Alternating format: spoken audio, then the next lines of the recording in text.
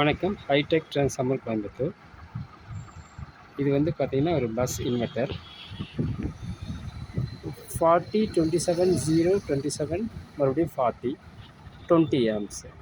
இது வந்து பார்த்தீங்கன்னா உங்களுக்கு 2 சப்பு 10 ஸ்பீக்கர் அது போடுறதுக்காக ரெடி பண்ணியிருக்கோம். இது வந்து அவுட்புட் பார்த்தீங்கன்னா 5 வயர் வரும். 40 27 0 27 40 இது மாதிரி 5 வயர் வந்துடும். இந்த 5 வயரில் வந்து நாங்கள் சைஸ் வந்து 43/3 இன்ச்சஸ் போட்டிருக்கோம். இதுக்கு வந்து எங்களுடைய இன்வெர்ட்டர் போர்டு போட்டிருக்கோம். இதனுடைய கரண்ட் ரேட்டிங் பற்றி பார்ப்போம். அவங்களுடைய ரெக்குயர்மெண்ட் பார்த்திங்கன்னா 2 சப்பு, அதுக்கடுத்து வந்து ஒரு 10 ஸ்பீக்கர். இது 2 சப்பு வந்து 12 வோல்ட்டில் ரன் ஆகுது. இது 2 சப்பு வந்து இன் ஃப்யூச்சரில் வந்து 4 சப்பு போட வாய்ப்புகள் இருக்குது. அது மாதிரி கேட்டாங்க.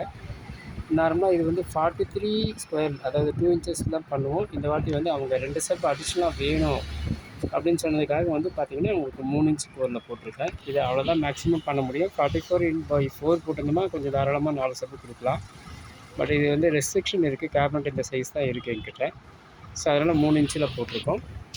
இந்த 3 இன்ச்சில் இந்த ரெக்குயர்மெண்ட்டை வந்து நாங்கள் டிசைன் ஃபேக்டரியில் வந்து மெயின்டைன் பண்ணியிருக்கோம். ஆக்சுவலாக பார்த்திங்கன்னா இன்புட் வந்து 10 கேஜி வயர் யூஸ் பண்ணியிருக்கோம். ஸோ அந்த 10 கேஜி வயர் வந்து ஒரு வயர் வந்து 26 ஆம்ஸ் கரண்ட் ரேட்டிங். ஸோ 2 வயர்ஸ்னால் 52 ஆம்ஸ் இருக்குது. அப்போ அதனுடைய பவர் ரேட்டிங் பார்த்திங்கன்னா 52 × 12 வோல்ட். ஏன்னா 12 வோல்ட்டில் இன்புட் கொடுக்க போகிறோம். அப்போ வந்து 624 V. இது வந்து இன்புட் பவர். அதே வந்து இது அவுட்புட் பவரில் பார்த்திங்கன்னா SWG 15 போட்டிருக்கேன். அதனுடைய கரண்ட் ரேட்டிங் 8 ஆம்ஸ் × 2. அதாவது இது வந்து சென்டர் டாப் அந்த மாதிரி போடும்போது 8 × 2 16 ஆம்ஸ் × 40 வோல்ட். மேக்ஸிமம் சென்டரில் டேப்பிங் பற்றி நம்ம கவலைப்பட தேவையில்லை. எட்ஜ் வோல்ட் வந்து 40 வோல்ட். அப்போ வந்து 640 வோல்ட்டு. ஸோ இந்த டிரான்ஸ்ஃபார்மரில் இன்புட் பவரும் அவுட்புட் பவரும் கரெக்டாக மேட்ச் பண்ணியிருக்கேன். இன்புட் பவர் கம்மியாக கொடுத்துட்டு அவுட்புட் பவர் அதிகமாக எடுக்கிறதுல ஒன்றும் யூஸ் கிடையாது. ஸோ இன்புட் பவரும் அவுட்புட் பவரும் கரெக்டாக யூஸ் பண்ணியிருக்கேன். யூஸ் பண்ணியிருக்கோம். இந்த சைஸ் டிரான்ஸ்ஃபார்மர் வந்துடும். இதில் அடிஷ்னலாக பார்த்தீங்கன்னா இது வந்து ஒரு 3 12 வைண்டிங் போட்டிருக்கேன். இந்த 12 வைண்டிங் எதுக்குன்னு கேட்டிங்கன்னா இந்த இதோட வந்து ஒரு ஆம்பிளிஃபையரும் சப்ளை பண்ணுறோம். எங்கள் கண்ட்ரோல் போர்டு கொடுத்துட்றோம். எங்கள் கண்ட்ரோல் போர்டில் வந்து பார்த்திங்கன்னா உங்களுக்கு வந்து 12 இன்புட் இங்கே தேவைப்படுது. இது வந்து இந்த கண்ட்ரோல் போர்டு ஃபுல்லாக ஆப்ரேட் ஆகிடும். அடிஷ்னலாக இதில் வந்து FT03 ஒன்று கேட்டிருக்காங்க. FT03க்கு வந்து ஒரு 12 கொடுத்து எங்களுடைய பவர் சப்ளை போர்ட்லேருந்து எடுத்துருவோம். நாளைக்கு அந்த கம்ப்ளீட் அக்சசரிஸ் நான் வீடியோ போடுறேன். தென் முடிஞ்ச பிறகு ஒரு வீடியோ போட்டுறேன். அடுத்து இன்னொரு 12 வந்து உங்களுக்கு fan and lightings, view meter, இந்த அதர் அக்சசரிஸ்க்கு யூஸ் பண்ணிப்போம். அதனால் வந்து இங்கே வந்து 12 3 வைண்டிங் கொடுத்துருக்கேன். ஸோ இது ஆரம்பித்து கனெக்ட் பண்ணியாச்சு. அந்தந்த இடத்துல உள்ள போர்டில் சொருனா வந்து அது வந்துடும். அதே மாதிரி இங்கே டிரான்ஸ்ஃபார்மர் வந்து பார்த்திங்கன்னா 40 27 0 27 40.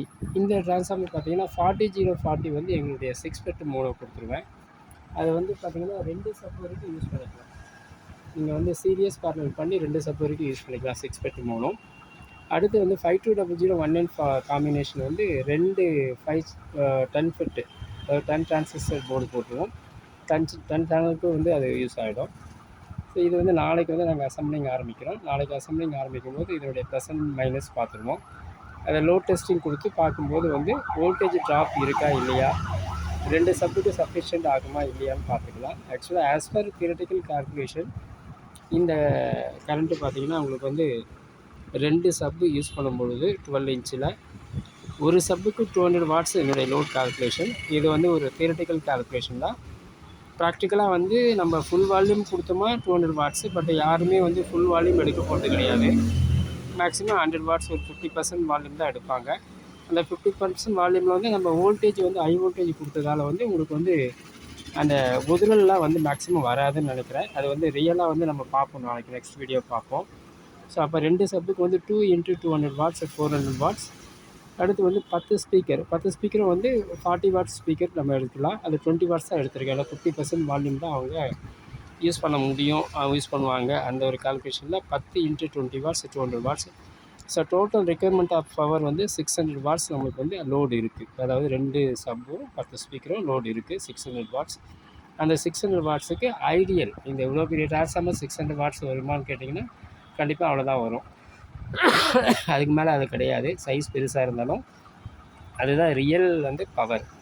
நம்ம வேணும்னா அதிகமாக சொல்லிக்கலாங்க. பட் வந்து ரியல் பவர் வந்து இது வந்து அதனுடைய கெப்பாசிட்டி ஒரு 650 வாட்ஸ், அதுதான் மேக்ஸிமம் எடுக்கும். அதுதான் வந்து ஐடியல் ட்ரான்ஸ்ஃபார்மர். அதுக்கு மேலே நீங்கள் லோடு கொடுத்தீங்கன்னா கண்டிப்பாக வோல்டேஜ் ட்ராப் இருக்கும். அந்த வோல்டேஜ் ட்ராப்பை நம்ம மைண்ட் பண்ணாமல் 50% வால்யூமில் யூஸ் பண்ணாமல் இது வந்து நீங்கள் வந்து ஒரு 1.5 kVக்கு யூஸ் பண்ணிக்கலாம். பட் வோல்டேஜ் ட்ராப் இருக்கக்கூடாது. கரெக்டாக வந்து வோல்டேஜ் வந்து அந்த கிவன் வோல்ட் வந்து அப்படியே ட்ராப் ஆகாமல் லோடில் வந்து நிற்கணும்னு சொன்னால் இதுதான் வந்து உண்மையான பவர். 600 வாட்ஸ் தான் இதனுடைய உண்மையான பவர். 600 to 650 watts. இது வந்து இந்த கால்குலேஷனில் எடுத்திருக்கோம். 2 சப்பு 10 ஸ்பீக்கர் யூஸ் பண்ணுறதுக்கு இந்த இன்வெர்ட்டர். இதில் ஃபாலின் வோல்ட் எவ்வளோ இருக்குதுன்னு சொல்லிட்டு நாளைக்கு ஆம்பிளிஃபையர் முடிஞ்ச உடனே நான் இன்னும் ஒரு வீடியோ போடுறேன். தேங்க்யூ.